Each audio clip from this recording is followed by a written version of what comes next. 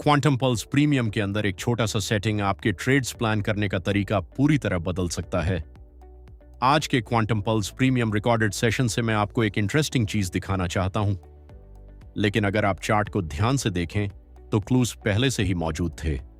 सबसे पहले हमें A+ सिग्नल मिला और थोड़ी देर बाद स्टार कंफर्मेशन दिखाई दिया। जब A+ सिग्नल आता है, क्वांटम पल्स प्रीमियम चार्ट पर 3 इंपॉर्टेंट लेवल्स दिखा सकता है। इन्हें की लेवल्स कहा जाता है। आपको बस इस ऑप्शन को सेटिंग्स में इनेबल करना होता है।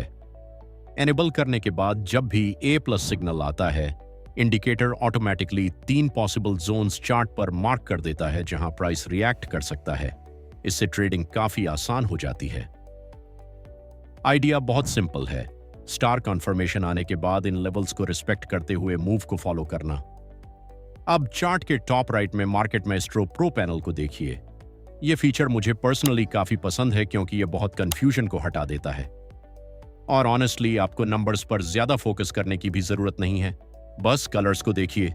अगर ज्यादा रेड दिखाई दे रहे हैं तो मार्केट बेरिश है, अगर ज्यादा ग्रीन है तो मार्केट बुलिश है। इस केस में ज्यादातर रेड दिखाई दे रहे थे। इसका मतलब ओवरऑल सेंटिमेंट पहले से ही डाउनसाइड की ओर था।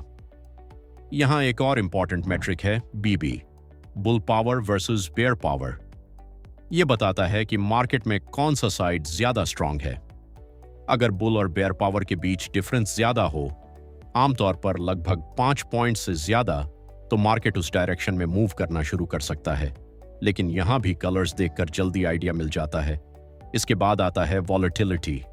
अगर वॉलेटिलिटी कम है तो इसका मतलब उस टाइम फ्रेम में पार्टिसिपेशन कम है, और जब वॉलेटिलिटी बढ़ती है तो स्ट्रांग प्राइस मूवमेंट्स दिखाई देने लगते हैं।